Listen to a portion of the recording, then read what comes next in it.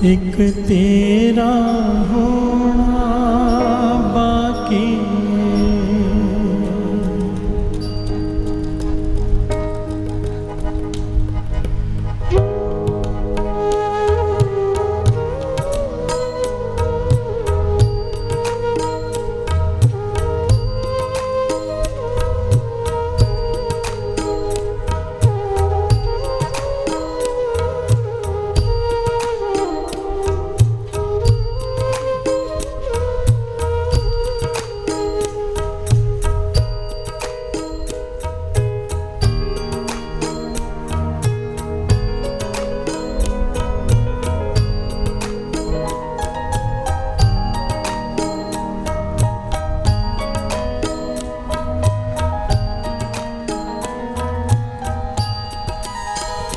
मैं सबदा होके देख ले एक तेरा होना बाकी मैं सबदा होके देख लिया एक तेरा होना बाकी है। मैं अपना सब कुछ खो बैठा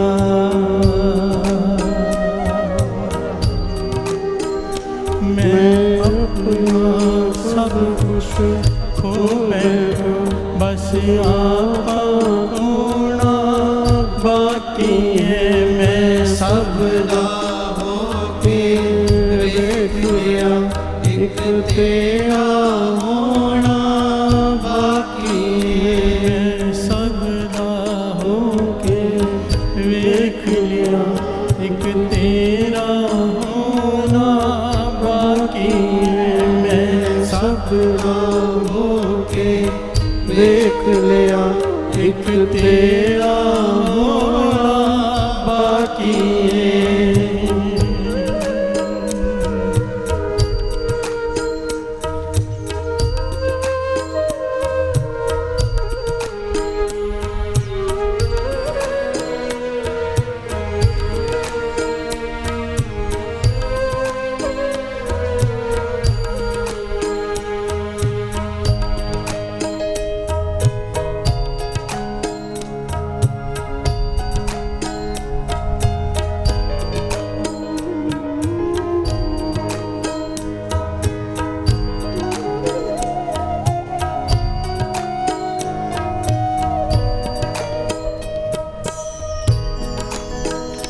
मैं सब था फिर के देख लिया कोई ना किसे दा साथी।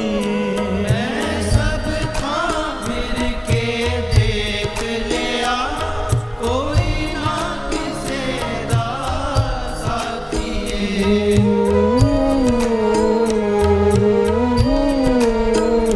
मैं सब था फिर के देख लिया कोई ना किसे दा साथी। मैं सब था फिर के देख लिया कोई ना किसे दा साथी। मैं सब मिल के वेख लिया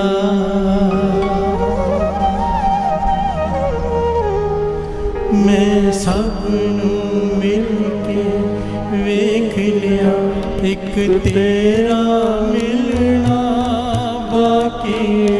मैं सबदा होके देख लिया एक तेरा होना बाकी। मैं सबदा होके वेख लिया एक तेरा होना बाकी। सबदा होके देख लिया एक तेरा होना बाकी hello hello hello hello hello hello hello hello hello hello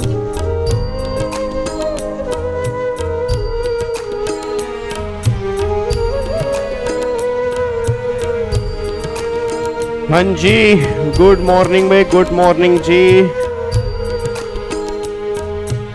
very good morning. क्या हाल चाल है आपके?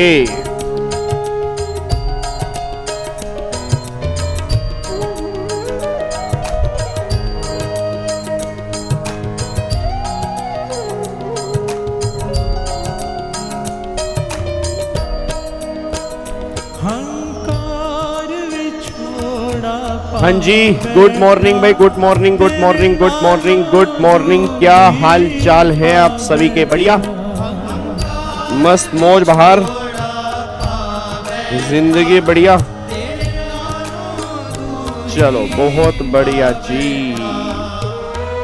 एक मिनट रुको, मैं ग्रुप में डाल दूं बस इसको।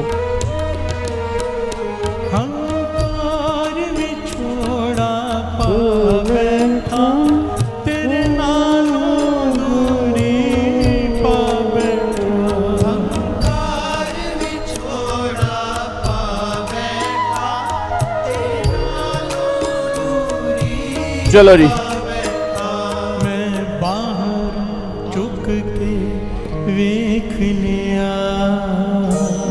हाँ जी, very good morning, very good morning, very good morning, good morning जी। कैसे हो आप? कैसे? मैं बहुत बढ़िया हूँ यार। आप सब सुनाएं, आप सब कैसे हैं? हाँ जी, आप सब कैसे हैं? Jyotsana, Tanvi, AM, exploring life, Ramdev, Seema, Vidya, very good morning जी। चलो बहुत बढ़िया जी, आ जाओ फटाफट से अपनी क्लास हम स्टार्ट करते हैं। ठीक है। अच्छा, लास्ट क्लास में हमने अपना सेक्शन नंबर 7 पूरा कंप्लीट रिवाइज कर लिया था। ठीक है ना? लास्ट क्लास में सेक्शन नंबर 7 हमने पूरा कंप्लीट रिवाइज कर लिया था। फाइनेंशियल क्रेडिटर का हमने सेक्शन 7 रिवाइज कर लिया था। उससे रिलेटेड जो भी केस स्टडी थी एक बार वो भी हमने यहाँ पे डिस्कस कर ली थी। ठीक है। आज वाली क्लास में हम अपना सेक्शन नंबर 8 हम यहाँ पे स्टार्ट करेंगे, और आज वाली क्लास में हम सेक्शन नंबर 9 भी आज अपना स्टार्ट करेंगे। और इन दोनों को मोस्ट इंपोर्टेंट मार्क कर लेना। इसमें बहुत सारी बातें हैं जो आज आपको नहीं देखने को मिलेंगी और जो आपके एग्जाम में भी कंफर्म बन सकती हैं। बस ये बात ध्यान दो। ठीक है ना? तो जितने भी केस लो बीच में आएंगे वो भी हम सारे डिस्कस करेंगे, और 8 और 9 दोनों में क्या क्या बातें लिखी गई हैं वो भी सारी बातें हम बहुत ध्यान से फटाफट से आज हम रिवाइज कर लेंगे। ठीक है, आओ जी एक बार फटाफट से अब यहाँ पे आ जाओ, इधर देखो ध्यान से। अब एक बात मेरे को बताओ, हमने ना एक सेक्शन 6 किया था आईबीसी में। ठीक है ना? हमने एक सेक्शन 6 किया था आईबीसी में। याद करो सेक्शन 6 क्या कहता था? सेक्शन 6 कहता था हु में इनिशिएट सीआईआरपी, कि सीआईआरपी कौन कौन इनिशिएट कर सकता है। तो वहां पर मैंने कहा था कि एक तो फाइनेंशियल क्रेडिटर जो है वो इनिशिएट कर सकता है। फिर मैंने कहा था कि एक ऑपरेशनल क्रेडिटर है वो इनिशिएट कर सकता है। फिर मैंने कहा था कि कॉर्पोरेट एप्लीकेंट है वो भी इनिशिएट कर सकता है। अब कॉर्पोरेट एप्लीकेंट कैसे इनिशिएट करेगा वो सारी की सारी बातें सेक्शन नंबर 10 में निकल के आती हैं। फाइनेंशियल क्रेडिटर कैसे इनिशिएट करेगा वो सारी की सारी बातें सेक्शन 7 में आती थी। सेक्शन 7 हम यहाँ पे रिवाइज कर चुके हैं। अगर मैं ऑपरेशनल क्रेडिटर की बात करूंगा ना, तो ऑपरेशनल क्रेडिटर कैसे इनिशिएट करेगा, मतलब एफसी के लिए सिंगल सेक्शन है, कॉर्पोरेट एप्लीकेंट के लिए सिंगल सेक्शन है। बट अगर मैं ऑपरेशनल क्रेडिटर की बात करूंगा, 2 सेक्शन आपके यहाँ पे निकल के आएंगे, एक तो सेक्शन नंबर 8 और एक सेक्शन नंबर 9। अब 8 और 9 ये 2 सेक्शन इन्होंने क्यों बनाए ऑपरेशनल क्रेडिटर वाले केस में, इसका भी लॉजिक है। अब एक बार यहां पे चेक करना, देखो यहां पे क्या लिखा है। यहां पे वो कहना चाह रहे हैं एन ऑपरेशनल क्रेडिटर, पहली बात operational creditor is defined in section 520 of the code as any person to whom an operational debt is owed and include a legal assignee और ट्रांसफरी। ये बात हम पहले भी डिस्कस कर चुके थे कि जिसको हमें ऑपरेशनल डेट का पैसा देना है या जिसको वो डेट असाइन कर दिया वो ऑपरेशनल क्रेडिटर वाली कैटेगरी में आ जाएगा। ठीक है। फिर ऑपरेशनल डेट किसे कहते हैं? वही जी जो रिगार्डिंग ऑफ गुड्स और सर्विस के लिए जो डेट राइज हो रहा है उसको ऑपरेशनल डेट वाली कैटेगरी में कवर करेंगे। गवर्नमेंट के ड्यूज भी यहां पे आएंगे और एम्प्लॉयमेंट जो होती है उसके लिए जो पैसा देना है वो भी आपका यहां पे आएगा। देखो, operational debt is defined in section 521 as a claim in respect of provision of goods और सर्विसेज इंक्लूडिंग एम्प्लॉयमेंट और a debt in respect of the payment of dues arising under any law for the time being in force and payable to the central government, any state government और any local authority। ये सारी की सारी बातें यहां पर आएंगे। For example municipal tax हो गया, इनकम टैक्स हो गया, जीएसटी हो गया, कस्टम ड्यूटी हो गया, ये सभी के सभी जो है ऑपरेशनल डेट वाली कैटेगरी में आ जाएगा। फिर वो कहते हैं an application to initiate CIRP against a corporate debtor may be filed by an operational creditor under section number 9 of the code. However before filing the application the operational creditor must serve a demand notice on the corporate debtor under section 8 of the code. देखो यहां पे 2 section निकल के आ रहे हैं। मतलब section 7 में क्या था? Financial creditor directly application initiate कर रहा था। सेक्शन 10 में क्या होगा? Corporate applicant direct application initiate करेगा। बट ऑपरेशनल क्रेडिटर वाले केस में गवर्नमेंट कह रही है कि पहले एप्लीकेशन इनिशिएट करने से पहले आपको एक वार्निंग देनी है। वार्निंग किस चीज की देनी है कि भाई मैंने तुझसे पैसा लेना है, तू मेरा पैसा चुका दे, नहीं तो मैं तेरे अगेंस्ट एनसीएलटी के पास चला जाऊंगा। बस ये पर ध्यान दो। मतलब गवर्नमेंट ये बात कह रही है कि यहां पर पहले आप वार्निंग दो, क्योंकि वार्निंग किस लिए कि अगर कोई बीच में डिस्प्यूट अराइज कर रहा है, या सामने वाला बंदा कहता है कि मैं पेमेंट कर चुका हूं, या सामने वाला बंदा कहता है मैंने इसलिए पेमेंट नहीं की कि मेरा गुड्स और सर्विस खराब था इसलिए मैं तुझे पेमेंट नहीं कर रहा, मतलब अभी कोई डिस्प्यूट चल रहा है, तो फिर गवर्नमेंट कह रही है सेक्शन 9 वहां पे एप्लीकेबल नहीं होगा। अभी हम आगे रखे डिस्कस करेंगे। सेक्शन 9 हर केस में नहीं है। सेक्शन 9 तभी लगेगा अगर सेक्शन 8 पूरा कंप्लीट हो चुका है, तब 9 की बातें होंगी। अगर 8 में ही तुम फंस गए तो 9 की बातें ही नहीं होंगी। बस ये पर ध्यान दो। अब देखो यहां पे क्या लिखा है नहीं, वही अगेन यहां पर सेम बात लिखी है। ऑपरेशनल डेट का डिफॉल्ट कितना होगा, 1 करोड़ या उससे ज्यादा का। तो आप पहले डिमांड नोटिस दोगे, उसके बाद फिर आप एप्लीकेशन इनिशिएट करोगे, फिर एप्लीकेशन या तो एक्सेप्ट करेंगे या रिजेक्ट करेंगे। अच्छा, अब यहां पे ना वो रीजन बताने जा रहे हैं कि फाइनेंशियल क्रेडिटर और ऑपरेशनल क्रेडिटर वाले केस में जो प्रोसीजर है वो डिफरेंट क्यों है। अब यहां पे ना नॉर्मली वो इतनी से बात कर रहे हैं कि ऑपरेशनल क्रेडिटर जो होते हैं ना वो छोटे छोटे क्रेडिटर होते हैं। अब ऑपरेशनल क्रेडिटर छोटे छोटे क्रेडिटर्स होते हैं, इन्होंने कई लोगों से पैसा लेना होता है। तो गवर्नमेंट ये बात कह रही है इसलिए हमने इनके प्रोविजन अलग बनाए हैं, क्योंकि इनका छोटा छोटा डेट हो सकता है। फाइनेंशियल क्रेडिटर क्या होते हैं, ऑर्गेनाइज होते हैं, उनका पैसा बड़ा पैसा होता है, बड़ा अमाउंट होता है, वो कंपनी को बहुत मोटे लेवल पर फंडिंग करते हैं, इसलिए वो डायरेक्टली एप्लीकेशन डाल सकते हैं। बट ऑपरेशनल क्रेडिटर में पॉसिबल है कि वो रिकरिंग नेचर के हो, वो छोटे छोटे क्रेडिटर, तो पहले वो अपना डिस्प्यूट रिजोल्व कर ले। हाँ, अगर कोई डिस्प्यूट नहीं है और सामने वाले बंदे ने पैसा नहीं दिया, ये तुमने प्रूफ कर दिया, फिर तुम सेक्शन 9 में एप्लीकेशन इनिशिएट करोगे, उससे पहले इनिशिएट नहीं कर सकते। देखो यहां पर क्या लिखा है जी, कह रहे हैं the rationale for a different procedure in case of operational creditor is based on the premise that the operational debt, जैसे सच एज ट्रेड डेट हो गया, सैलरी हो गया, वेजेस हो गया एंड गवर्नमेंट ड्यूज हो गया, generally tend to be smaller amount in comparison to financial debt और are recurring in the nature, ये बार बार होते हैं। The possibility of dispute debt in relation to operational creditor is also higher in comparison to financial creditor such as bank and financial institution. कह रहे हैं इसमें पॉसिबिलिटी ज्यादा होती है डिस्प्यूट की। भाई जहां पर इतना बड़ा अमाउंट है तो वहां पर डिस्प्यूट की पॉसिबिलिटी इतनी नहीं होगी। जहां छोटे छोटे अमाउंट है, आप चेक करना, लड़ाई वही होती है जहां पे छोटे छोटे अमाउंट होते हैं। जहां बड़ा अमाउंट है वो तो वेल ऑर्गेनाइज होगा, वहां तो लोन एग्रीमेंट बने होंगे, वहां तो प्रॉपर साइन होंगे। जहां पे छोटे छोटे अमाउंट है वहां प्रॉब्लम निकल के आ रही है कि वहां पे वो डेट ऑर्गेनाइज नहीं है, तो हो सकता है वहां पे कोई डिस्प्यूट हो। तो अगर कोई डिस्प्यूट हो तो फिर गवर्नमेंट कह रही सेक्शन 9 वहां पे एप्लीकेबल नहीं होगा। बस ये पर ध्यान दो। अब देखो यहां पे, अब यहां से हमारा सेक्शन नंबर 8 यहां पे स्टार्ट हो रहा है, इसको बहुत ध्यान से पढ़ना। सेक्शन 8 क्या है? सेक्शन 8 में को सारे बच्चे बोल दो, जब हमें 9 में सीआरपी इनिशिएट करनी है तो क्या डायरेक्टली हम सीआरपी इनिशिएट कर सकते हैं? नहीं, पहले हमें क्या करना पड़ेगा, पहले हमें सेक्शन 8 जो है वो वार्निंग का सेक्शन है। मतलब सेक्शन 8 में गवर्नमेंट कह रही है ओसी तुम कॉर्पोरेट डेटर को पहले वार्निंग दो कि भाई मैं तेरे अगेंस्ट ये प्रोसीडिंग करने की सोच रहा हूं, मैं तुझे लास्ट वार्निंग दे रहा हूं कि मेरे पैसे चुका दे। अब या तो सामने वाला पर्सन मेरे पैसे दे देगा मेरे को, या वो बोलेगा मैंने तेरे पैसे दे दिए हैं, या वो बोलेगा मैं तेरे पैसे क्यों दूं, क्योंकि तूने गुड्स और सर्विस मुझे खराब दी थी। यही केस तो होगा ना। अब अगर इसमें से कोई भी है तो 9 की बात ही नहीं होगी, बट अगर इसमें से कोई नहीं है फिर 9 में जाके हम एप्लीकेशन इनिशिएट कर सकते हैं। ये बात ध्यान दो। और एक बात और सुनना, तुम 8 में गए थे, इस बात का प्रूफ तुम्हें 9 में देना पड़ेगा। मैं दोबारा बोल रहा हूं, अगर तुम कहो ना सर 8 में बिना जाए 9 में चले जाएं तो की ही फर्क पैंदा है, फर्क बहुत फर्क पैंदा है। 9 एप्लीकेबल ही नहीं होगा। मैं दोबारा बोल रहा हूं, 9 एप्लीकेबल ही तब होगा जब 8 यहां पे कंप्लीट हो चुका है, क्योंकि 8 में तुम गए थे, इसका प्रूफ तुम्हें 9 में देना पड़ेगा। बस ये पर ध्यान दो। क्या बात मेरे समझ में आ रही है? तो 8 में तुम गए थे, इसका प्रूफ तुम्हें 9 में देना पड़ेगा। अगर तुम प्रूफ नहीं दोगे तो फिर 9 एप्लीकेबल ही नहीं होगा। बस ये पर ध्यान दो। क्या बात मेरी समझ में आ रही है? अब यहां पे एक बार चेक करना, देखो re service of demand notice. Service of demand notice वो क्या है? कह रहे डिमांड नोटिस और copy of invoice demanding payment of the debt. अब ध्यान से पढ़ना, सेक्शन 8(1) क्या कह रहा है? Section 8(1) of IBC state that an operational creditor may on the occurrence of default, जब वो डिफॉल्ट हो जाएगा, डिफॉल्ट से पहले नहीं, डिफॉल्ट होने के बाद, और डिफॉल्ट कितना 1 करोड़ या उससे ज्यादा का, deliver A demand notice of unpaid operational debtor, copy of an invoice demanding payment of the amount involved in the default to the corporate debtor in such form and manner as may be prescribed। मतलब पहली बात तो एक तो demand notice देना पड़ेगा और साथ में इनवॉइस की कॉपी देनी पड़ेगी जिसके बेस पे वो तुमसे डिमांड कर रहा है।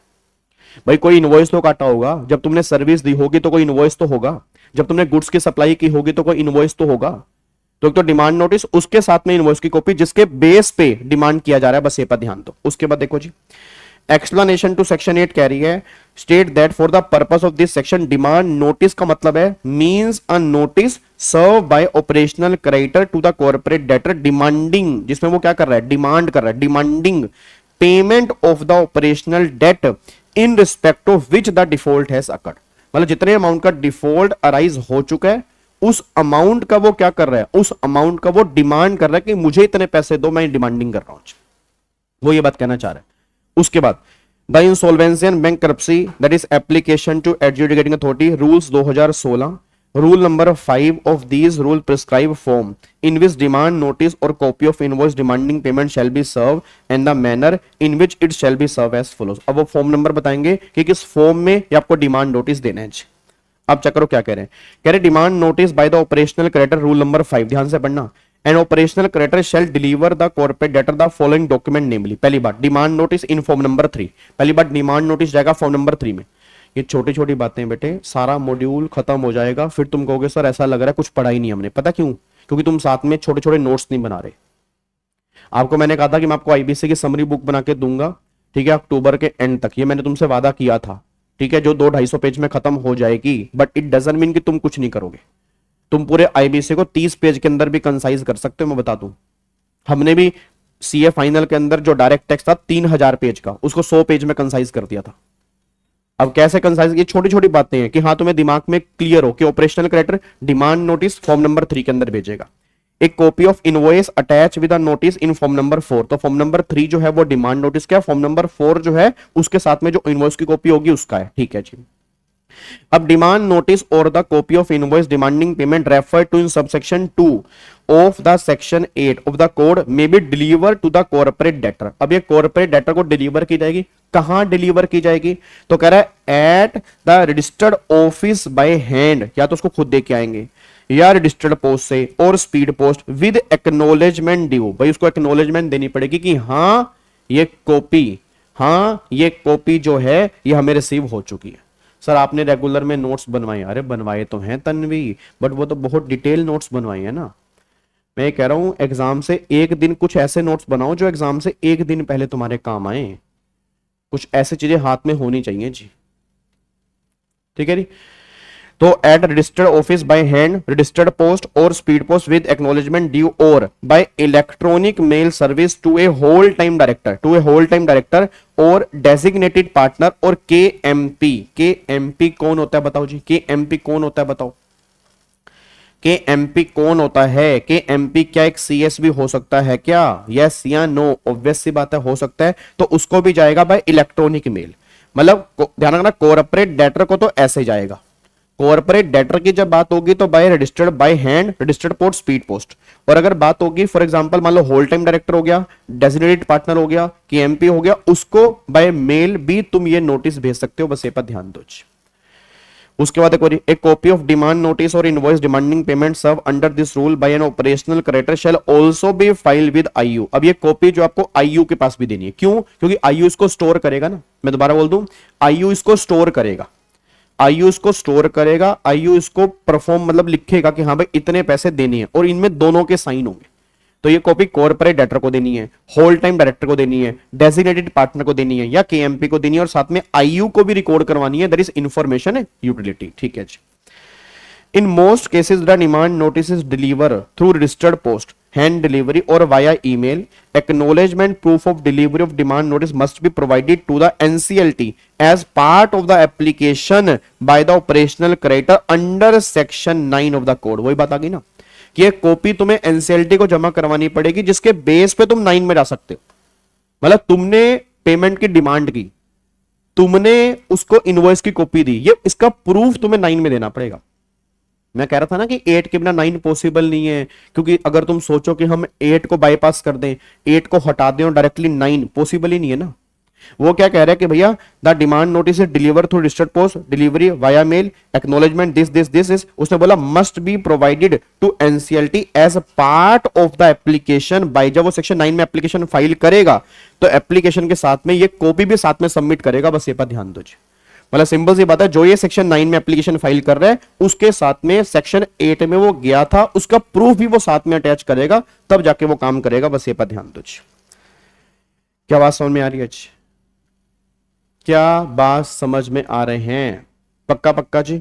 तो अब ये फॉर्म नंबर है, ये फॉर्म नंबर तुम्हें पढ़ने की रिक्वायरमेंट नहीं है कि फॉर्म नंबर में क्या क्या होता है जी, ठीक है जी। ये फॉर्म नंबर तुम्हें यहां पर पढ़ने की रिक्वायरमेंट नहीं है कि फॉर्म नंबर 3 में क्या क्या आता है, उसके बाद फिर फॉर्म नंबर 4 में क्या क्या आता है, ये पढ़ने की रिक्वायरमेंट नहीं। अच्छा अब एक बात बताओ, मैंने डिमांड कर दी पेमेंट की, मैंने इनवॉइस की कॉपी दे दी, किसको दे दी? कॉर्पोरेट डेटर को दे दी, या होल टाइम डायरेक्टर, या डेजिग्नेटेड पार्टनर, या केएमपी को दे दी, और साथ में आईयू को दे दी। अब कॉपी देने के बाद होगा क्या? जब वो कॉपी कॉर्पोरेट डेटर को रिसीव होगी, मैं दोबारा बोल दूं, जब वो कॉपी कॉर्पोरेट डेटर को रिसीव होगी तो अगला पॉइंट गवर्नमेंट कहती है उसके 10 दिन के अंदर, मैं दोबारा बोलूंगा, जब वो कॉपी कॉर्पोरेट डेटर को रिसीव होगी उसके 10 दिन के अंदर वो क्या करेगा? या तो ये बोलेगा कि हमारा डिस्प्यूट इस बात पे चल रहा है, या वो ये बोलेगा मैंने पेमेंट कर दी है जी। देखो यहां पे क्या लिखा है, कह रहा है section 8(2) of the code mandate the corporate debtor to bring to the notice of the operational creditor within a period of 10 days of the receipt of demand notice और copy of invoice mention in subsection 1। मतलब ये जरूरी है उसके 10 दिन के अंदर क्या? एग्जिस्टेंस ऑफ ए डिस्प्यूट, के कोई डिस्प्यूट एग्जिस्ट करता है। मैं दोबारा बोल दूं, 10 दिन के अंदर डिस्प्यूट अराइज नहीं करना, डिस्प्यूट पहले से हो, मतलब कोई डिस्प्यूट एग्जिस्ट करता हो, डिमांड नोटिस आने से पहले का डिस्प्यूट हो। अगर तुम कहो डिमांड नोटिस आ गया फिर तुम बोल रहे हो कि मैं डिस्प्यूट अराइज कर रहा हूं, पॉसिबल ही नहीं है। आगे जाके हम डिस्कस करेंगे, सुप्रीम कोर्ट की एक जजमेंट है, सुप्रीम कोर्ट साफ साफ कह रहा है कि जो भी डिस्प्यूट होगा वो पुराना डिस्प्यूट होगा, कोई नया डिस्प्यूट यहां पे काउंट नहीं होगा। भाई ऐसा तो फिर तुम क्या करोगे? डिमांड नोटिस के बाद बिना बात के बोल दोगे मेरे गुड्स और सर्विस खराब है। डिमांड नोटिस अगर 15 को आया तुम्हारा डिस्प्यूट अगर 12 को था चल जाएगा, 13 को चल जाएगा, अगर 15 को डिमांड नोटिस है 16 को तुमने डिस्प्यूट राइज किया वो नहीं चलेगा। वो कह रहे एग्जिस्टेंस ऑफ डिस्प्यूट, कि डिस्प्यूट एग्जिस्ट करता है, कोई नया डिस्प्यूट नहीं है, डिस्प्यूट एग्जिस्ट करता है कि मैंने पहले से इनको बोल रखा था कि मेरे गुड्स खराब है, मैंने पहले से कहा था कि मेरे को सर्विस प्रॉपर नहीं मिली, ये डिस्प्यूट पहले से एग्जिस्ट करता है। तो the existence of a dispute if any और record of the pendency of the suit or arbitration proceeding filed before the receipt of such notice or invoice in relation to such dispute। मतलब इसके against जो है कोई case pending पड़ा हुआ है, इस डिमांड नोटिस आने से पहले, कोई नया केस आपने अब पेंडिंग नहीं करवाया, ये डिमांड नोटिस आने से पहले इस मुद्दे पर ऑलरेडी हमारा केस चल रहा है, तो आपको 10 दिन के अंदर बताना है, 10 दिन के अंदर एश्योर करना है सामने वाली पार्टी को या तो कोई डिस्प्यूट है या इसका केस पेंडिंग चल रहा है। ठीक है, the payment of unpaid operational debt, या फिर तुम क्या बताओगे? The payment of unpaid operational debt by sending an attested copy of the record of electronic transfer of unpaid amount from the bank account to the corporate of the corporate debtor. मतलब मैंने इसके पैसे transfer कर दिए, मैंने इसको पैसे transfer कर दिए हैं, ये प्रूफ मैं तुम्हें दे रहा हूं कि मैं पैसे ट्रांसफर कर चुका था, पता नहीं मुझसे पैसे क्यों मांग रहा है, मेरे को समझ नहीं आ रही मुझसे पैसे क्यों मांग रहा है, मैं तो पैसे ट्रांसफर कर चुका था।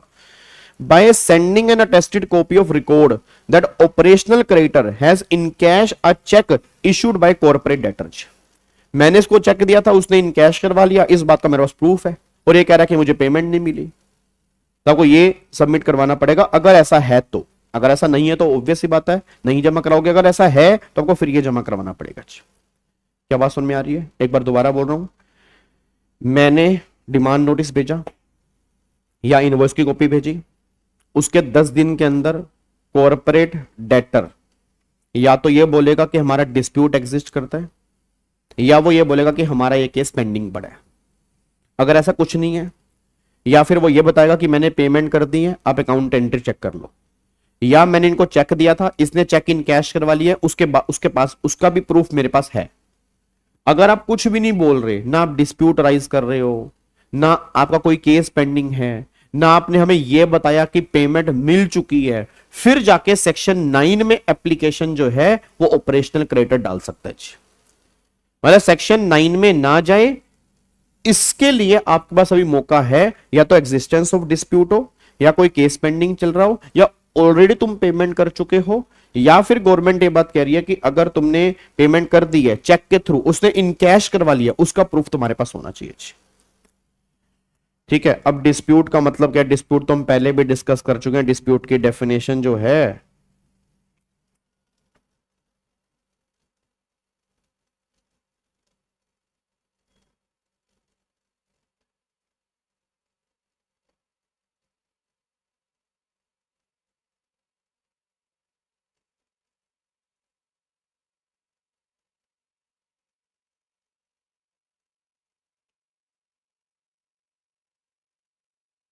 एक सेकेंड रुको जी।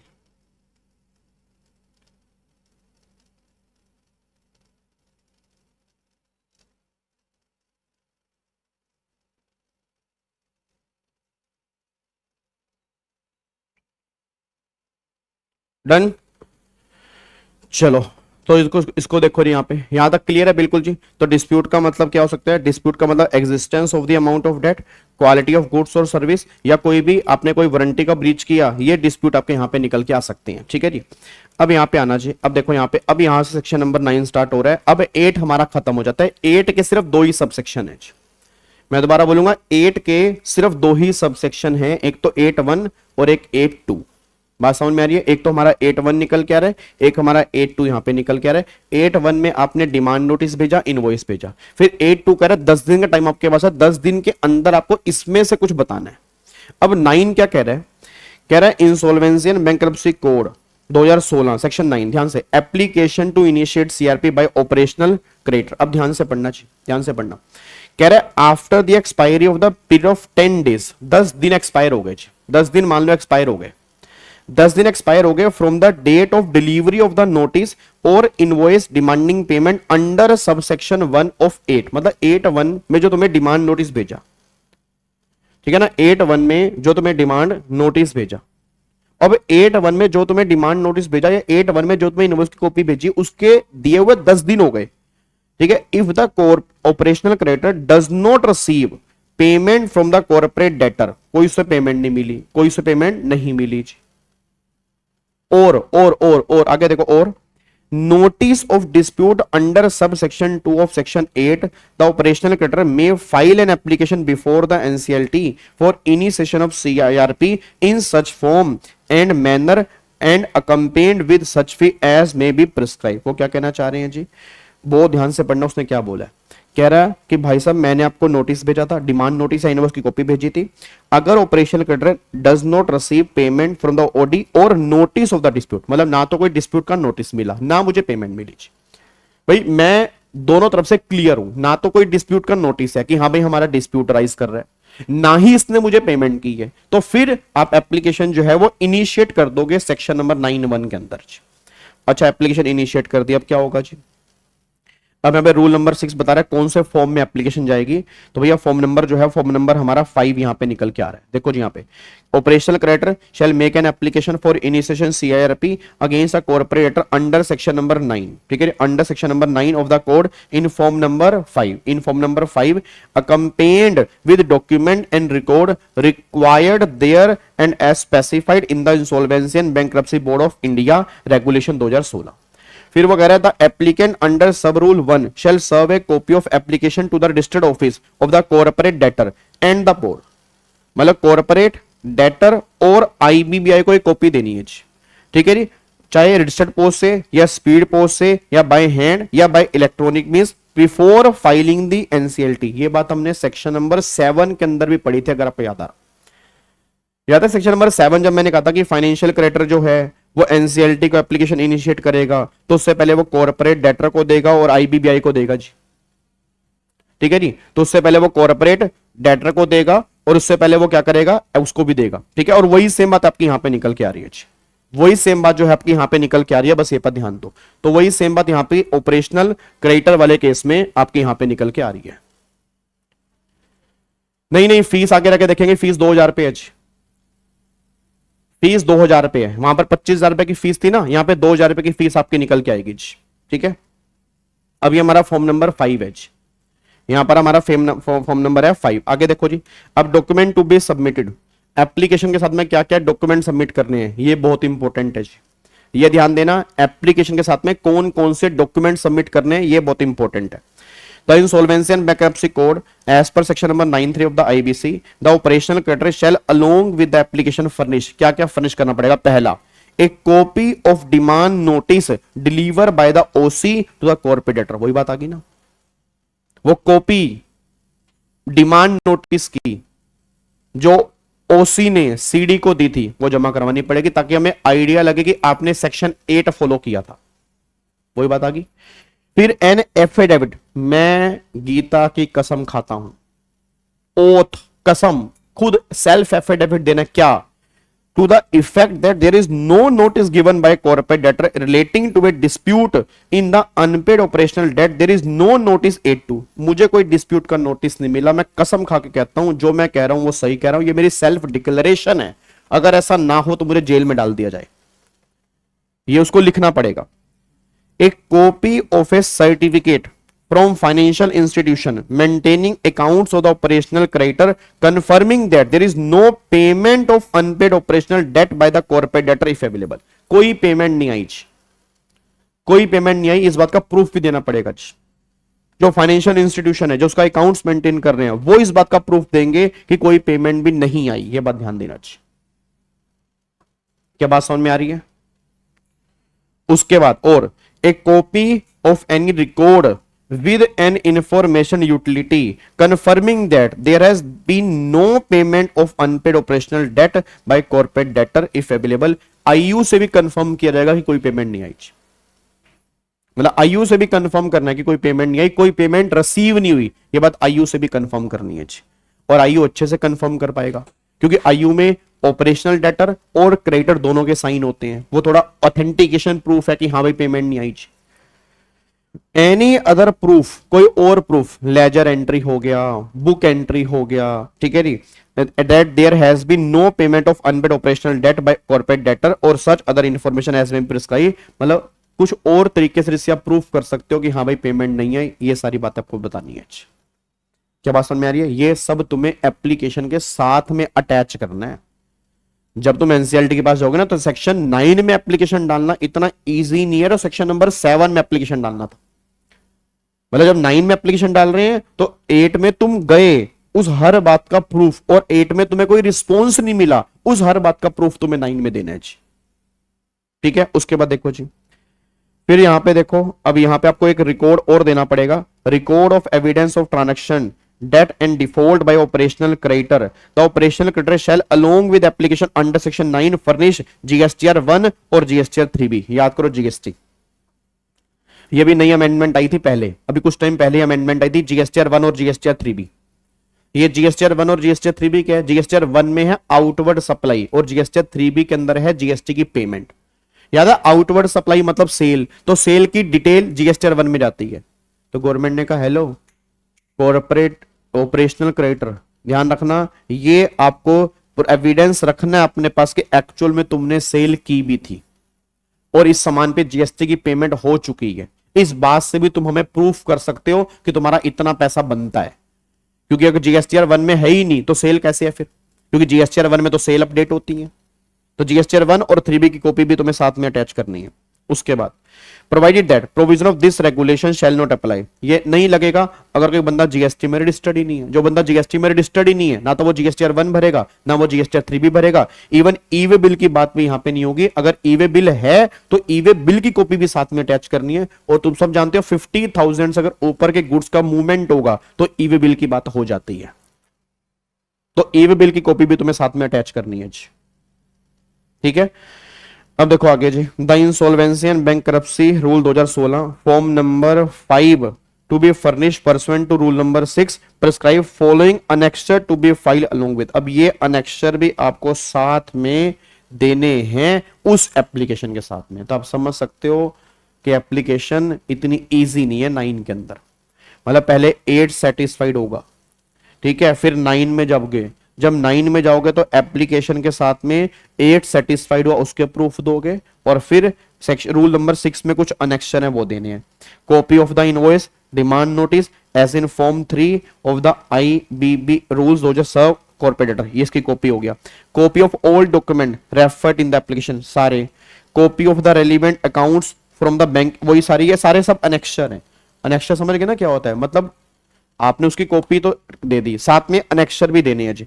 Affidavit in support of application, वही बात आ गई। Written communication by propose IRP, ठीक है, as set out in form number 2 of insolvency and bankruptcy rule 2016, prove that the specified application has been paid जी। मतलब ये एप्लीकेशन जो है इसकी फीस मैंने पे कर दी है, और फीस जो है वो 2000 रुपए की फीस यहाँ पे निकल के आ रही है, वहां पर 25,000 रुपए की फीस यहाँ पे आती थी जी। ठीक है जी। अब उसके बाद देखो ये आ गया 9.4, ये हमारा 9.4 आ गया। 9.3 में क्या था री, 9.3 हमारा यहाँ पे ये निकल के आता है जी, ये हमारा 9.3 है कि आपको एप्लीकेशन के साथ में क्या क्या देना है जी, ये हमारा 9.3 है। 9.2 हमारा क्या निकल के आता है, 9.2 हमारा यहाँ पर ये निकल के आता है जो हमने ऊपर पढ़ा है जी, ये वाला, ये हमारा सेक्शन नंबर 9.1 और यही हमारा 9.2 इसके अंदर आता है। फिर हमारा ये 9.3 आता है जी, ठीक है। फिर हमारा ये 9.4 अब यहाँ पे निकल के आ रहा है। 9.4 क्या कह रहा है, recommending name of IRP is discretionary for operational creditor. अच्छा याद है जब हमने फाइनेंशियल क्रेडिटर वाला केस पढ़ा था तो मेरे को सारे बच्चे बोलना IRP का नाम मेंशन करना जरूरी था या ऑप्शनल था। जब सेक्शन 7 में FC एप्लीकेशन डाल रहा था तो वहां पर IRP का नाम मेंशन करना जरूरी था या ऑप्शनल था, जरूरी था।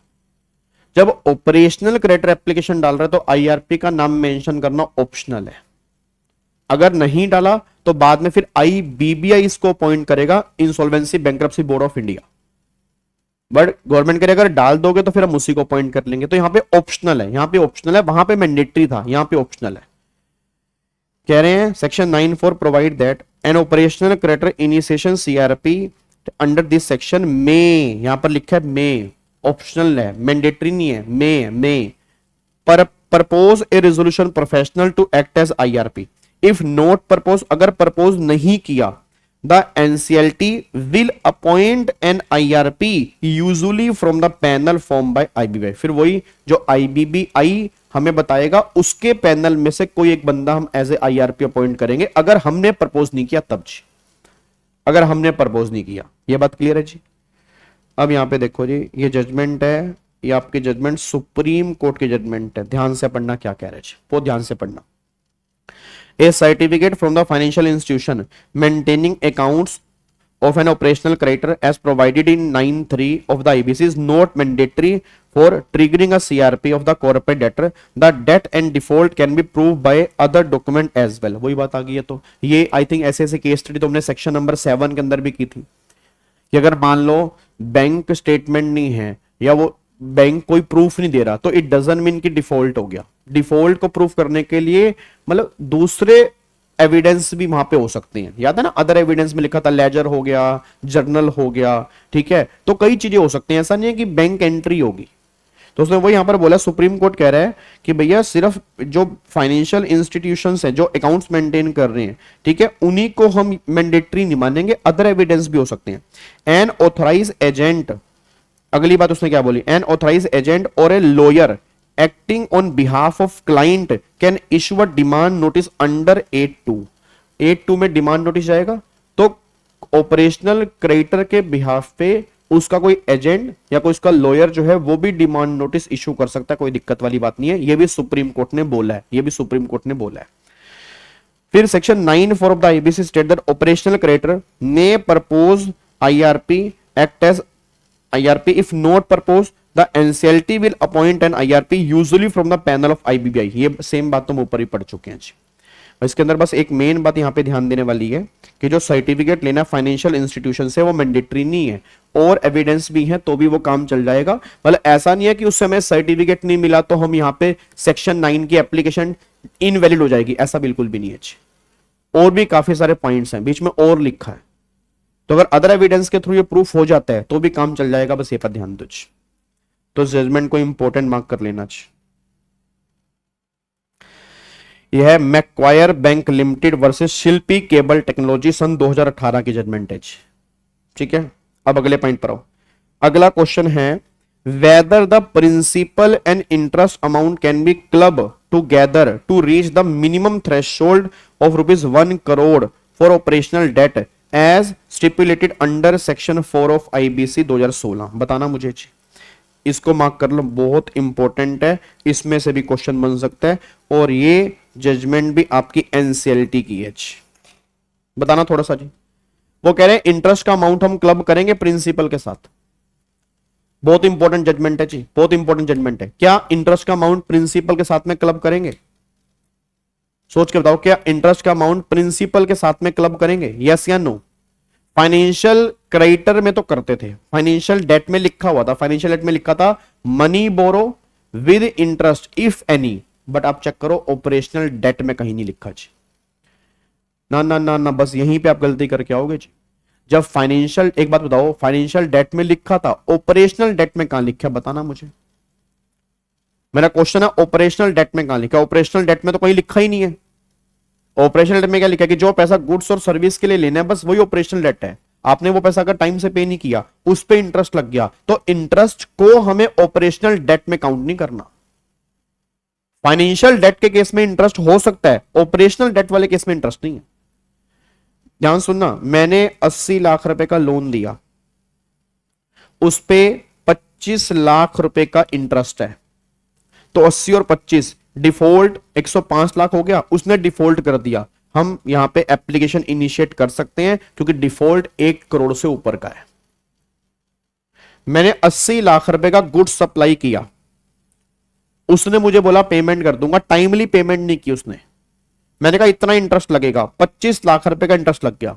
अब उसने मुझे गुड्स के 105 लाख रुपए देने हैं, वो डिफॉल्ट कर गया, मैं आईबीसी एप्लीकेबल नहीं कर पाऊंगा क्योंकि 80 लाख रुपए का डिफॉल्ट है। माना 25 लाख का भी डिफॉल्ट है, बट इस इंटरेस्ट को इसमें कवर नहीं करेंगे, हम डिफॉल्ट 80 लाख का ही मानेंगे। ऑपरेशनल डेट वाले केस में क्योंकि इंटरेस्ट की बात नहीं होती।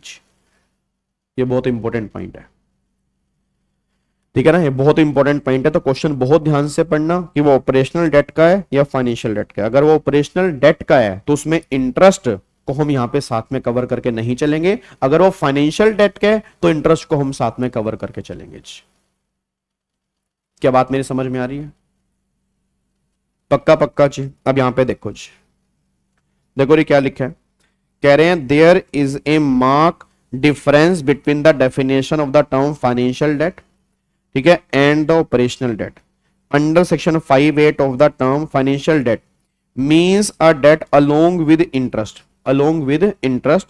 if any which is disbursed against the consideration for the time value of money, and that is inclusive definition in the definition of the term operational debt, that is 521. the word interest has not been mentioned, यहां पर interest mention नहीं है, ठीक है ना। अगर मैं इस वाले केस की बात करूंगा, यहां पर इंटरेस्ट मेंशन नहीं है, बस ये पर ध्यान दो, ठीक है, यहां पर इंटरेस्ट मेंशन नहीं है। उसके बाद in the light of the above decision it was held that NCLT, that is New Delhi Bench, South Asia Private Limited, that is this, that interest amount cannot be clubbed with the principal amount of operational debt to arrive a minimum threshold of 1 crore for the complying with the provision of section number 4. यहां पे interest calculate नहीं करेंगे। तो बहुत important judgement है जी, बहुत important judgement है। ये तुम्हारे एग्जाम के अंदर बन सकती है, इसमें से केस स्टडी बेस्ड क्वेश्चन भी बन सकता है जी। क्लियर है? पक्का पक्का लॉक कर दूं जी। चलो अब अगला केस तो भी बहुत इंपॉर्टेंट है जी, अगला केस तो भी बहुत इंपॉर्टेंट है। कह रहा है वेदर 2 और more operational creditor can file a joint application under section 9। बताओ जी, क्या operational creditor joint application file कर सकते हैं? पहले मेरे को तो financial creditor joint application file कर सकते हैं, सोच के बताना, क्या financial creditor joint application file कर सकते हैं? फाइनेंशियल क्रेडिटर सेक्शन नंबर 7 में क्या लिखा था कि इटसेल्फ और जॉइंट। नहीं, केस स्टडी के नाम याद रखने की रिक्वायरमेंट नहीं है, प्रोविजन याद रख लो कि काम हो जाएगा। हाँ जी, इटसेल्फ और जॉइंट, मतलब फाइनेंशियल क्रेडिटर में लिखा था इटसेल्फ और जॉइंट।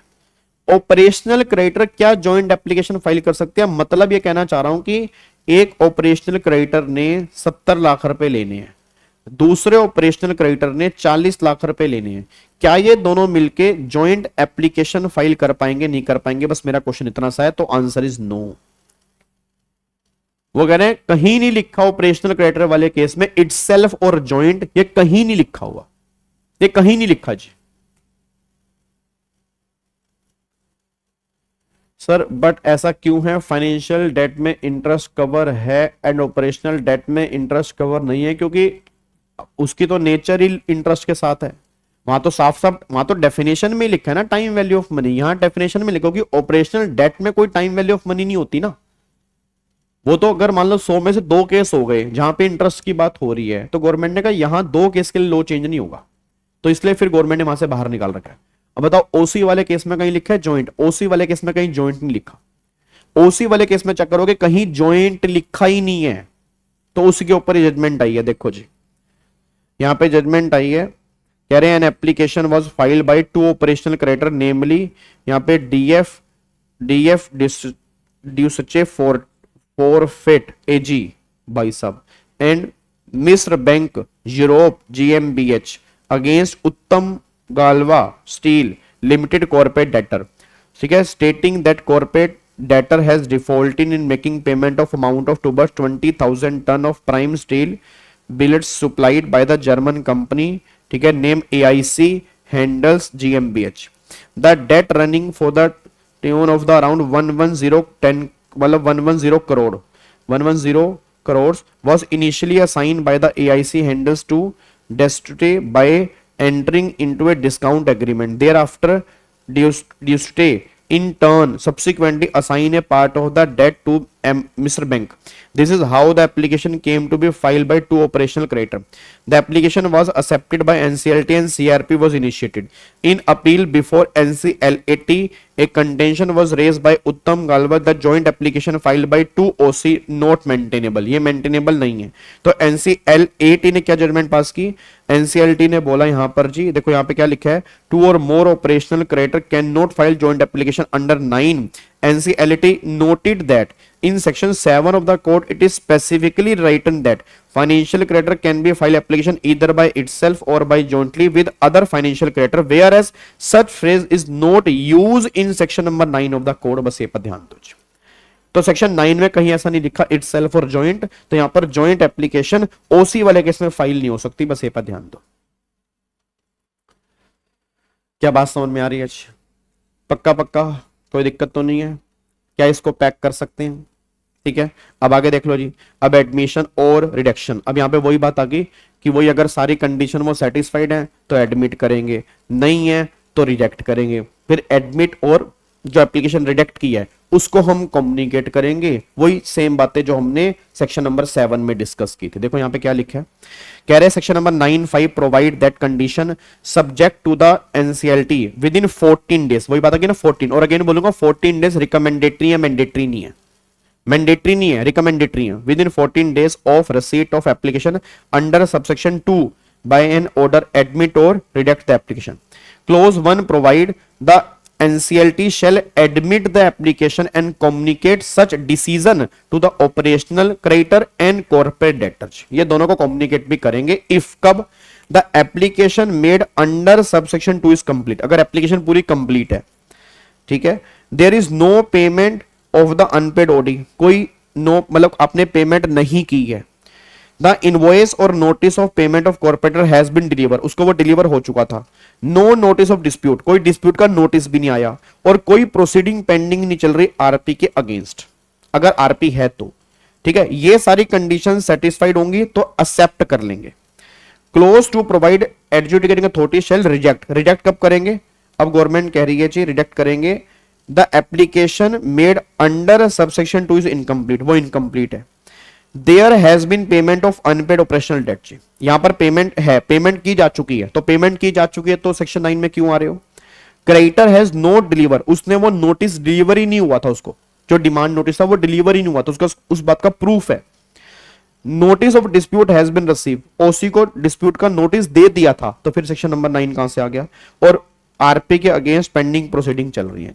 इनमें से कोई भी एक काम अगर हो जाता है तो ये बात ध्यान दो, हम रिजेक्ट कर देंगे। अगर ये काम नहीं होते सारे के सारे, तब जाके हम एक्सेप्ट करेंगे। अगर एक्सेप्ट करेंगे तो कम्युनिकेट करेंगे ओसी और सीडी को, अगर रिजेक्ट करेंगे तब यहां पे गवर्नमेंट कह रही है such decision to OC and corporator. वैसे तो यहां पे दोनों लिखा है, ठीक है, बट अगर एप्लीकेशन जब रिजेक्ट ही कर दी है तो ऑब्वियसली बात है मेरे अकॉर्डिंग यहां पे दोनों को, याद है एफसी वाले केस में दोनों की बात नहीं होती थी, ठीक है ना। एफसी वाले केस में दोनों की बात तब होती थी जब हम एक्सेप्ट करते थे, ठीक है ना। जब हम रिजेक्ट करते थे तो ऑब्वियसली बात है फिर तो कॉर्पोरेट डेटर को बताने की जरूरत ही नहीं होती, फिर तो सिर्फ ओसी को बताने की जरूरत होती है, बट यहां पे वो दोनों की बात कर रहे हैं, ठीक है।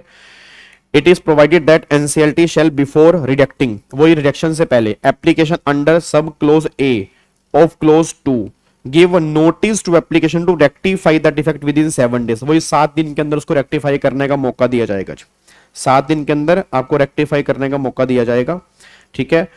Such notice from NCLT, decision of admission or rejection of application shall be communicated to both operational creditor and corporate debtor। इसमें admission और rejection में कोई भी केस हो, कह रहे communicate दोनों को करना है, बट मेरे कोडिंग थोड़ा सा यहाँ पे गलत है। मेरे कोडिंग यहाँ पे एक को ही, रिजेक्शन वाले केस में तो एक को ही कम्युनिकेट करना चाहिए, बट भला है बुरा जैसा भी है, मेरा पति मेरा देवता है, वो कह रहा एक्सेप्ट करो या रिजेक्ट करो। सेक्शन 9 वाले केस में दोनों को हमने कम्युनिकेट करना होगा, चाहे ओसी हो चाहे सीडी हो, दोनों को हमने कम्युनिकेट करके चलना पड़ेगा। अब यहाँ पे आपकी जजमेंट एक यहाँ पे और निकल के आ रही है, 2 जजमेंट, इवन 3 जजमेंट आपकी यहाँ पे और निकल के आ रही है, ठीक है जी। 3 जजमेंट आपकी यहाँ पे और निकल के आ रही हैं यहाँ पे। उसके बाद फिर आपका सेक्शन नंबर 10 यहाँ पे स्टार्ट होगा। यहाँ पे 3 जजमेंट आपकी यहाँ पे ऑरेंज, ठीक है। एक बार चेक करना ये जजमेंट क्या है जी, एक बार चेक करो ये जजमेंट क्या है। कह रहा था supreme court undertook a detailed analysis of provision relating to application by operational creditor under section number 9 of the IBC laid down the following principle। अच्छा मैं सही बताऊं, यहां पर भी 15 डेज, हाँ मतलब 14 डेज मैंडेटरी नहीं है, रिकमेंडेटरी है, क्योंकि वो जजमेंट जो है वो हर केस में एप्लीकेबल हम कर सकते हैं, तो 14 डेज जो है वो रिकमेंडेटरी है, मैंडेटरी यहां पे हम डिस्कस नहीं करेंगे, बस ये पर ध्यान दो। अच्छा अब यहां पे ना उसने प्रिंसिपल लिखे, सुप्रीम कोर्ट ने प्रिंसिपल लिखे कि किस बेस पे तुम एप्लीकेशन जो है वो एक्सेप्ट कर सकते हो सेक्शन नंबर 9 के अंदर। क्या प्रिंसिपल लिखे, कह रहे when examine the application under 9 of the IBC NCLT will have to determine, NCLT को डिटरमाइन करना पड़ेगा क्या, whether there is operational debt exceeding ₹1 lakh. अब यहां पे 1 लाख की बात नहीं है, जजमेंट 2018 की है, उस टाइम यहां पर 1 लाख की लिमिट थी, अब यहां पर 1 करोड़ रुपए की लिमिट है, तो अकॉर्डिंगली हमें इस जजमेंट को रेक्टिफाई करना पड़ेगा। Whether the document evidence furnished with the application, ठीक है, demonstrate that the debt is due and not paid, ये आपको देखना पड़ेगा। Whether there are any dispute between the parties over the debt or a record of pendency of suit arbitration proceeding filed before the receipt of demand notice in, अगर कोई ऐसा dispute है या कोई केस पेंडिंग है, ये भी आपको देखना पड़ेगा। If any of the above condition are not satisfied, अगर कोई भी कंडीशन सेटिस्फाइड नहीं होती, तो operational creditor application will rejected, ठीक है ना, वो कह रहे हैं will rejected by the NCLT any notice of dispute issued by corporate debtor under 8(2) of the IBC must bring to the notice of operational creditor the existence of dispute और the fact that suit arbitration proceeding relating to dispute is pending between the parties। what is important is that the dispute must, देखो क्या लिखा है, predate, dispute must predate, मतलब dispute पहले का होना चाहिए। भाई समझ आ रहे हैं, मतलब ऐसा तुम्हें वो कंफ्यूज कर सकता है कि आपने नोटिस दिया फिर डिस्प्यूट राइज हुआ, ना ना ना ना ना, डिमांड नोटिस से पहले का डिस्प्यूट है तब जाके बात बनेगी।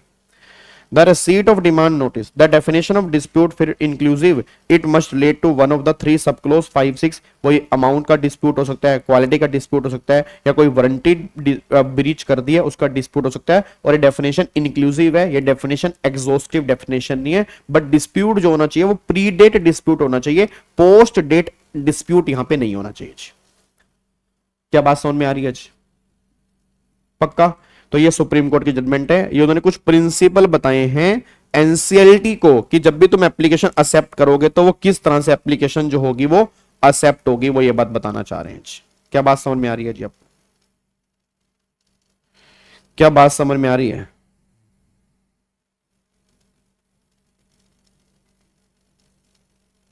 डन जी, लॉक करें। हाँ, नोटिस देने के बाद डिस्प्यूट नहीं होगा, जो भी डिस्प्यूट होगा वो नोटिस देने से पहले होगा, जो भी केस पेंडिंग होगा वो नोटिस देने से पहले होगा, नोटिस देने के बाद कोई डिस्प्यूट नहीं होगा, नोटिस देने के बाद कोई केस पेंडिंग नहीं होगा, बस ये बात ध्यान दो। ठीक है, अब यहां पे ना, अब ये वही बात आ गई, ये ऑलरेडी हम पहले डिस्कस कर चुके हैं वैसे। ठीक है, यहां पे है the difference between initiation CRP by FC और OC was laid down by the apex court. मतलब दोनों में क्या डिफरेंस है, दोनों। अच्छा यहां पे ना मैं आपको बता दूं दोनों में क्या डिफरेंस है। यहां पे एक मिनट रुको, हाँ ये वही वही सेम पॉइंट यहां पे लिखा हुआ है, वही सेम पॉइंट इन दोनों यहां पे लिखा हुआ है।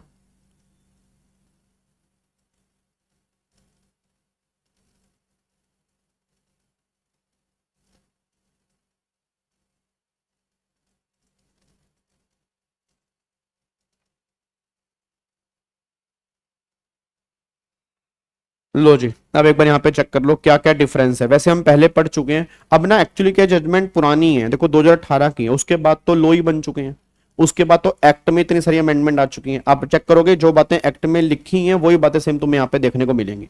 The first application is to be filed under section 7 of the IBC was by ICICI bank financial creditor against the innovative industry limited corporate debtor. The application was admitted by Mumbai bench of the NCLT. The director of corporate debtor appeal against the admission order. NCLAT upheld the order passed by NCLT. The director can then appeal the Supreme Court. The Supreme Court observed since the application filed by financial creditor was very first application that has been moved under IBC, it was necessary to deliver a detailed judgment so that all the court tribunal would take notice of a paradigm shift in the view. मतलब वही बात कह रहे हैं कि ये उस time की बात है, 18 की बात है, तो उसने कोई पहली एप्लीकेशन फाइल की तो सुप्रीम कोर्ट ने डिटेल में लिखा कि क्या क्या चीजें फॉलो करनी है तुम्हें एप्लीकेशन के लिए। वही बात अब यहां पे आएगी जो हम पहले सेक्शन में ही पढ़ चुके हैं। अब तो the supreme court notice that, ठीक है, the Supreme Court noticed that is interest managements are no longer allowed to continue in management if they cannot pay their debt and went on the examine various aspects of IBC, especially section number 7. अब क्या कह रहे हैं? The Supreme Court held that financial creditor can trigger 7(1) of IBC for default of financial debt owed by the corporate debtor to any financial creditor. It need not debt owed to financial creditor who is the applicant. क्या तुम्हें नहीं लग रहा ये बात हम कर चुके हैं? क्या तुम्हें नहीं लग रहा अब ये एक्सप्लेनेशन वहां पे आ चुकी है? ये वही एक्सप्लेनेशन तो आ चुकी है कि अगर मान लो मैं एप्लीकेंट हूं तो मेरे डेट नहीं दूसरों के डेट के लिए मैं एप्लीकेशन इनिशिएट कर सकता हूं। सेम बात ही तो लिखी है उसने, सुप्रीम कोर्ट ने। कह रहा under section 8 of IBC dispute that exist before the receipt of demand notice. वही बता गई ना, डिस्प्यूट जो एग्जिस्ट करना चाहिए सेक्शन 8 में वो बिफोर डिमांड नोटिस करना चाहिए by the corporator will make the applicant of operational creditor inadmissible. On the other hand section 7 the movement of NCLT satisfied that a default has occurred. The application of financial creditor must be admitted unless it is incomplete, in which case it may give notice to applicant to rectify the error within 7 days of receiving notice. वही बात कह रहे हैं कि 7 में पहले 7 के अंदर डिमांड नोटिस नहीं आता, 7 में डिस्प्यूट होना, मतलब अगर डिफॉल्ट है तो काम खत्म। 8 में पहले डिमांड नोटिस जाएगा फिर वहां पे एप्लीकेशन जाएगी। तो उसने बोला इन दोनों के अंदर फर्क है, 7 में डायरेक्टली एप्लीकेशन जा रही है, वहां सिर्फ डिफॉल्ट हो गया बात खत्म होगी, वहां पे कोई डिमांड नोटिस नहीं है। 8 में पहले डिमांड नोटिस जा रहा है फिर वहां पे एप्लीकेशन जा रही है बाद में, ये बात ध्यान दो। Concept of default under IBC very wide. It is simply non-payment of debt that has become due and include non-payment of even a part of it. Even non-payment of disputed financial debt when due would constitute a default under IBC. In other words, so long as the debt is due, it does not matter if it is disputed. ये matter नहीं करता वो disputed है या नहीं है जी, ठीक है ना, डिफॉल्ट होना जरूरी है, बात खत्म, चाहे वो डिस्प्यूटेड हो अनडिस्प्यूटेड हो, ये मैटर नहीं करता जी। तो ये सारी बात सुप्रीम कोर्ट ने लिखी है, ये ऑलरेडी हम पहले डिस्कस कर चुके हैं जी, ये ऑलरेडी हम पहले यहाँ पे डिस्कस कर चुके हैं। अगली एक जजमेंट और आई है यहाँ पे, ये जजमेंट है Swiss ribbon private limited versus union bank of India. The supreme court held that a review of the definition of financial creditor and financial debt make it clear that financial debt is a debt together with any interest that is disbursed against the consideration for the time value of money। वही बात आ गई ना, याद आपको मैंने कहा था सिर्फ इंटरेस्ट नहीं आएगा, इंटरेस्ट के अलावा अगर किसी और नाम से पेमेंट कर रहे हो, प्रीमियम के नाम से पेमेंट कर रहे हो, प्रोसेसिंग फीस के नाम से पेमेंट कर रहे हो, एक्स्ट्रा चार्जेस के नाम से, मतलब किसी भी नाम से पेमेंट कर रहे हो, उसको टाइम वैल्यू ऑफ मनी का ही कंसीडरेशन माना जाएगा।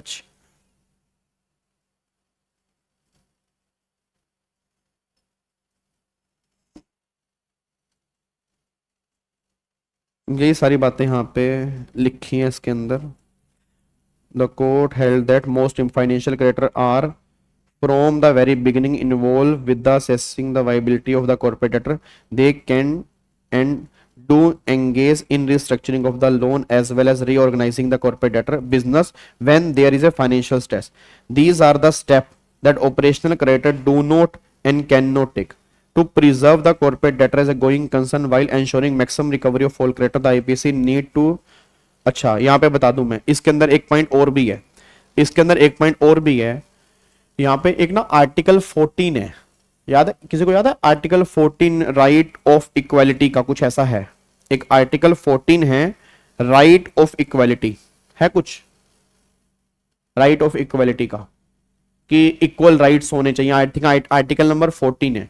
इस सुप्रीम कोर्ट के जजमेंट में यह भी बोला गया कि लोगों ने कहा कि भाई साहब ये तो आप धोखाधड़ी कर रहे हो, फाइनेंशियल क्रेडिटर और ऑपरेशनल क्रेडिटर को तो आप सही से लेके नहीं चल रहे, फाइनेंशियल क्रेडिटर को ज्यादा तवज्जो देके चल रहे हो, वो सीओसी का पार्ट बनते हैं, हम सीओसी का पार्ट भी नहीं बनते, आगे कि हम डिस्कस करेंगे कमेटी ऑफ क्रेडिटर, जो तो गलत हो रहा है, डिस्क्रिमिनेशन है, भेदभाव है, हिंदू मुस्लिम सिख ईसाई आपस में सब भाई भाई, ये तो गलत, तुम तो लड़ाई करवा रहे हो एफसी और ओसी के बीच में। तो सुप्रीम कोर्ट ने कहा भाई एफसी अलग है, ओसी अलग है। एफसी का अमाउंट बहुत लार्ज अमाउंट है, वो पूरे बिजनेस की फंडिंग कर रहे हैं, वो बिजनेस चला रहे हैं, बहुत बड़े लेवल पे काम कर रहे हैं। ओसी की फंडिंग छोटी मोटी फंडिंग है, स्मॉल डेट्स हैं, और ओसी में हम पहले डिमांड नोटिस की बात भी कर रहे हैं, फिर हम जाके एप्लीकेशन की बात कर रहे हैं। एफसी में तो ऐसा है ही नहीं। एफसी के अगर लोन की रिकवरी नहीं होगी तो बिजनेस ही कंटिन्यू नहीं हो पाएगा, तो ये तो उनका नॉर्मल राइट है। तो इसके अंदर बस इन्होंने बोला कि जो एफसी को हम अलग से तवज्जो दे रहे हैं वो कॉन्स्टिट्यूशनल है, वो कोई अनकॉन्स्टिट्यूशनल नहीं है। आर्टिकल 14 राइट टू इक्वलिटी का बीच में यहां पे कोई प्रॉब्लम क्रिएट नहीं कर रहा कि हमें इक्वल राइट दो, नहीं, वो अलग है, ये अलग है, दोनों के राइट भी अलग है और ये बिल्कुल कॉन्स्टिट्यूशनल है। तो वही बात इन्होंने यहां पे सुप्रीम कोर्ट की जजमेंट के अंदर बोली है, ठीक है ना, वही बात इस जजमेंट के अंदर यहां पर इन्होंने बोली है, बस ये पर ध्यान दो कि दोनों को हमने अलग अलग लेके चला है। अगर आप यहां पे देखोगे ना, IBC need to distinguish between FC and OC, the difference directly relate to the IBC objective. ये आईबीसी के ऑब्जेक्टिव, मतलब ये आईबीसी का बेस है ना कि हमें उसको अलग करना है, उसको अलग करना है, ये बेस है, और इससे अनकॉन्स्टिट्यूशनल नहीं बन जाता है, कॉन्स्टिट्यूशनल है। बिल्कुल जो लिखा है वो बिल्कुल कॉन्स्टिट्यूशनल के वैसे बना हुआ है, कोई दिक्कत वाली बात नहीं है इसमें, कहीं राइट टू इक्वालिटी को दर्द नहीं हो रहा, जो है वो बिल्कुल सही है। क्या बात समझ में आ रही है? अब यहां पे देखो अदर रिक्विजिट्स इन सेक्शन 7 और 9। अब और क्या क्या रिक्विजिट्स हैं? एक तो submission of information along with application, the FC और OC shall file application under 7-9 as the case में भी ऑल्सो पैन कार्ड देना पड़ेगा और अपनी ईमेल आईडी देनी पड़ेगी जो एप्लीकेशन डाल रहा है। फिर डेट की detail, default and limitation in respect of application 7 और 9। वाइल फाइलिंग एप्लीकेशन 7 और 9, एफसी और OC as the case may be may shall also submit along with evidence chronology, ये कहां से स्टार्ट हुआ, of the debt and default, include the date when the debt become due, कब due हुआ था, कब डिफॉल्ट हुआ था, dates of part payment, कब part payment आई थी if any, date of last acknowledgement of debt and the limitation applicable। मतलब सारी दिक्कत है ना, कई बार मर्डर हो जाता है तो पूरी क्रोनोलॉजी समझो कि कैसे इसके मन में खटास उत्पन्न हुई थी, कहां से ये बीज पनपा था, वो सारी क्रोनोलॉजी जो है समझनी पड़ेगी, फिर वहीं से कुछ निकलेगा। तो वो सारी बातें आपको एप्लीकेशन के साथ में देनी पड़ेंगी। क्या बात समझ में आ रही है? तो अब जाके हमारा सेक्शन नंबर 8 एंड 9 के प्रोविजन खत्म हो जाते हैं। अब इसके हम करेंगे केस स्टडीज, ठीक है। अब कल संडे है ना, कल संडे को मैं तुम्हारी शायद क्लास लूंगा। कल मेरी एक्जी की क्लास जो है वो 8:15 से लेके 11, तो मैं कोशिश करूंगा तुम्हारी 11:30 के अराउंड में क्लास रख लूंगा तुम्हारी, ठीक है जी। एक बार मैं टाइम ग्रुप में डाल दूंगा और कल इसको हम पैकअप करेंगे जी। कल इसकी हम सारी केस स्टडी खत्म करके इसको हम अपना पैकअप कर देंगे। ठीक है, कल इसकी हम सारी केस स्टडी डिस्कस कर लेंगे और कल वाली क्लास में कोशिश करेंगे सेक्शन नंबर 10 भी हम यहाँ पे खत्म कर दें, क्योंकि 10 के अंदर कुछ खास है नहीं, 10 बहुत छोटा सा है। ठीक है, 10 के अंदर कुछ खास है नहीं। उसके बाद फिर हम यहाँ पे आएंगे अगले सेक्शन के ऊपर, दैट इज सेक्शन नंबर 11 जो हमारा आएगा जी। ठीक है, तो कल मैं एक बार आपको बता दूंगा 11:30 के राउंड में कोशिश करूंगा तुम्हारी क्लास ले लूंगा जी। ठीक है, तब तक के लिए एक बार फटाफट से ये रिवाइज कर लो और इससे रिलेटेड जो केस स्टडी है वो मैं तुम्हारे ग्रुप में भी डाल दूंगा आज बना के, उसको एक बार तुम पहले डिस्कस कर लेना, फिर एक बार कल फटाफट से उसको हम डिस्कस करेंगे, देन फिर हम सेक्शन नंबर 10 स्टार्ट करेंगे। ठीक है जी, चलो ओके जी, bye bye, tata, thank you so much, जय हिंद, God bless you, love you all, bye bye, take care. Like जरूर करना, कमेंट जरूर करना, शेयर जरूर करना हर प्रोफेशनल के बच्चे के साथ। हो सकता है कि आपका एक शेयर बहुत सारे बच्चों का काम हो जाए जी। आप राज मेरे को एक बार मैसेज कर दो, मैं लिंक दे देता हूं आपको, उस लिंक के माध्यम से आप हो जाना जी। आलोक आईबीसी के बाद ही होगा सीआर, इतने आप सीआर की पुराने वाली रिवीज मतलब मैराथन देख सकते हो। ऑलरेडी सीआर की मैराथन मैंने 3 मैराथन डाली हुई हैं, उससे आपका सीआर भी एक बार फटाफट से गो थ्रू हो जाएगा।